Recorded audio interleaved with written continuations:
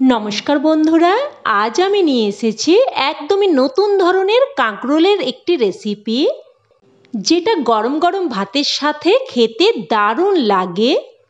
काँकरोलेर एकघेये सब रेसिपि छेड़े एकबार एइभाবে बानिये देखुन, जेटा छोटो होक बा बड़ो सकलेई खूबই पछंद करबे और एकदम चेटे पुटे तृप्ति करे खेये नेबे। प्रथमेई रान्नाटा तैरी करार जोन्नो आमी एखाने प्राय 500 ग्राम मतो काँकरोल नियेछि और आमी एखाने किन्तु देखुन एकटु बेश छोटो छोटो साइजेरই काँकरोल नियेछि और एगुलोके खूब भालोभाবে धुए नियेछि। एबार एगुलोके केटे नेब। तो देखुन काँकरोलेर दुदिकटाय एकटु करे बाद दिए तारपर गोल गोल करे केटे निচ্ছি। तबे देखुन एकदम पातला पातला करे काटछि ना, এই রকম একটু মোটা মতো রেখে কেটে নিয়েছি। তো একই রকম ভাবে সমস্ত কাঁকরোলগুলোই কেটে নিয়েছি। এবার এইগুলো একটা প্লেটের মধ্যে উঠিয়ে নিচ্ছি। এবার গ্যাস অন করে কড়াই বসিয়ে দিয়ে দিলাম প্রায় 2 চামচ মতো সরষের তেল। তেল হালকা গরম হয়ে আসলে এর মধ্যে ফোড়নে দিয়ে দিচ্ছি 1/2 চামচ 5 ফোড়ন, একটা শুকনো লঙ্কা আর দিয়ে দিলাম 1/2 চামচ কালো সরষে। এবার ফোড়নটাকে নেড়েচেড়ে কয়েক সেকেন্ড ভেজে নেব। আর এইগুলো ফোড়নে দিয়ে দিলে ফ্লেভারটা কিন্তু খুবই সুন্দর আসে। তো ফোড়নটাকে কয়েক সেকেন্ড নাড়াচাড়া করে ভেজে নিয়ে এবার এর মধ্যে কেটে রাখা কাঁকরোল দিয়ে দিলাম আর এর সাথে দিয়ে দিচ্ছি 1/2 চামচ কোড়ানো আদা। আর এখানে কিন্তু প্রায় 1/2 ইঞ্চির থেকেও কম আদা গ্রেট করে দিয়েছি। এবার সবকিছু নাড়াচাড়া করে মিশিয়ে নিয়ে একটা ঢাকনা দিয়ে মিডিয়াম ফ্লেমে প্রায় কিন্তু 3 থেকে 4 মিনিট মতো ভেজে নেব। আর প্রয়োজন মতো কিন্তু মাঝে মধ্যে একবার করে ঢাকনা তুলে নাড়াচাড়া করে দেব। আর এই সময় একটা মশলা তৈরি করে নেব। তো একটা মিক্সিং জারের মধ্যে দিয়ে দিলাম 1 চামচ গোটা জিরে, 1/2 চামচ মৌরি, 10-15টার মতো কারি পাতা। কারি পাতা দিয়ে দিলে ফ্লেভারটা খুবই সুন্দর আসে। তবে হাতের কাছে যদি কারি পাতা না থাকে সেক্ষেত্রে কিন্তু ধনেপাতাও ব্যবহার করতে পারেন। আর এখানে দিয়ে দিয়েছি 2টো কাঁচা লঙ্কা আর দিয়ে দিচ্ছি 8 থেকে 10 কোয়া মতো রসুন। তবে রান্নাটা যদি সম্পূর্ণ নিরামিষভাবে করতে চান সেক্ষেত্রে কিন্তু রসুনটা বাদ দিয়ে দিতে পারেন। রসুনটা বাদ দিয়ে বাকি রান্নার পদ্ধতি কিন্তু একই রকম থাকবে। তো দেখুন সব কিছুকে এইরকম একটু দানা মতো রেখে পেস্ট করে নিয়েছি, যাকে বলে একদম দারদারা পেস্ট করে নিয়েছি। আর এই রকম ভাবেই কিন্তু পেস্ট করে নিতে হবে, তাতে করে কিন্তু খেতে বেশি ভালো লাগবে। তো দেখুন এটাকে একটা পাত্রের মধ্যে নিয়ে নিয়েছি। এবার এর মধ্যে দিয়ে দিচ্ছি 1/2 চামচ ধনের গুঁড়ো আর দিয়ে দিচ্ছি অল্প একটু লঙ্কার গুঁড়ো। তবে এখানে কাঁচা লঙ্কা লঙ্কার গুঁড়োর পরিমাণটা কিন্তু আপনারা আপনাদের স্বাদ অনুযায়ী দিয়ে দেবেন। আর সাথে দিয়ে দিলাম স্বাদ অনুযায়ী লবণ। সমস্ত তরকারির লবণটা কিন্তু আমি এই মশলার মধ্যেই দিয়ে দিলাম। এবার সব কিছু ভালোভাবে মিশিয়ে নিলাম। আর আপনারা এই মশলাটা বেশি পরিমাণে তৈরি করে রেখে ফ্রিজে কিন্তু প্রায় 1 থেকে 2 মাস অবধি সংরক্ষণ করে রাখতে পারেন। যেহেতু লবণ দেওয়া আছে সহজে নষ্টও কিন্তু হবে না। তারপর প্রয়োজন মতো যে কোনো আমিষ রান্নাতে 1 চামচ করে দিয়ে দিতে পারেন, দেখবেন রান্নার স্বাদ একদম বদলে যাবে।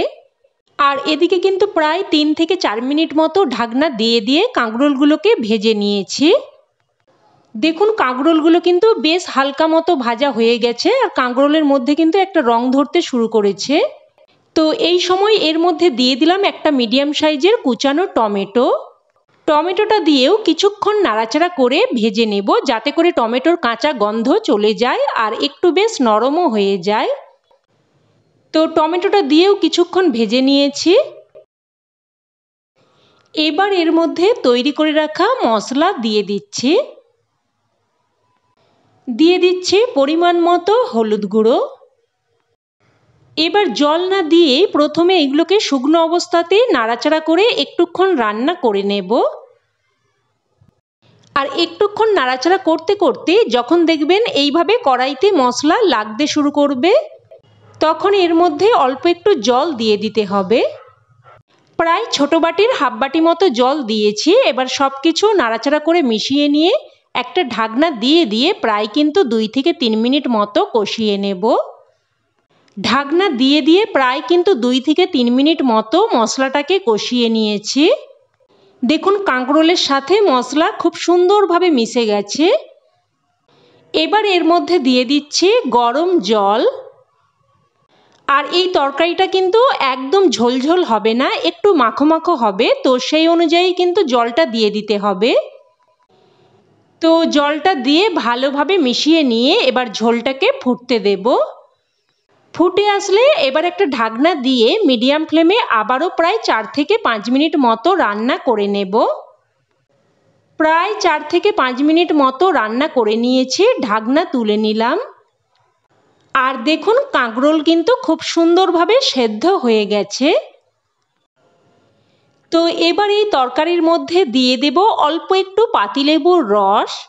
এতে করে তরকারিটা কিন্তু দারুণ চটপটা স্বাদের হবে, তবে আপনারা লেবুর পরিবর্তে অল্প একটু আমচুর পাউডারও ব্যবহার করতে পারেন।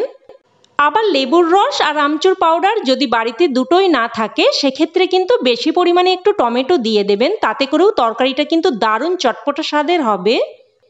আর স্বাদটাকে সুন্দরভাবে ব্যালেন্স করার জন্য আমি অল্প একটু চিনিও দিয়ে দিয়েছি। তো লেবুর রস আর চিনিটা দিয়ে ভালোভাবে মিশিয়ে নিয়ে এবার এর মধ্যে দিয়ে দিলাম কিছু কুচানো ধনেপাতা। বন্ধুরা আপনাদেরকে অনুরোধ করব এই রান্নাটা এইভাবে অন্তত একবার হলেও বানিয়ে দেখবেন। খেতে এতটাই টেস্টি হয়, যে কাঁকরোল খেতে পছন্দ করে না সেও যদি একবার খায় বারবার কিন্তু খেতে চাইবে। তো কুচানো ধনেপাতাটা দিয়ে মিশিয়ে নিয়ে গ্যাসের ফ্লেম বন্ধ করে একটা ঢাকনা দিয়ে 2 থেকে 3 মিনিট মতো স্ট্যান্ডিং টাইমে রেখে দিয়েছিলাম, যাতে করে ধনেপাতার ফ্লেভারটা খুব ভালোভাবে মিশে যায়। তো দেখুন রান্না কিন্তু এখন একদম তৈরি। এবার এটা গরমাগরম ভাতের সাথে পরিবেশন করুন। খেতে জাস্ট ফাটাফাটি লাগে, এই একটা তরকারি থাকলে আর কিন্তু অন্য কোনো কিছু লাগবে না। সমস্ত ভাত এটা দিয়েই খাওয়া হয়ে যাবে। তো বন্ধুরা আজকের রেসিপি আপনাদের কেমন লাগলো অবশ্যই আমাকে কমেন্টে জানাবেন।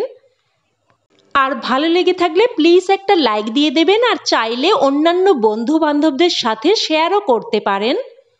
আর চ্যানেলের নতুন বন্ধু হয়ে থাকলে চ্যানেলটি অবশ্যই করে সাবস্ক্রাইব করে নেবেন। তো আজ এই অবধি, আবারও অন্য কোনো রেসিপিতে দেখা হবে। ততক্ষণে ভালো থাকবেন, সুস্থ থাকবেন। ধন্যবাদ।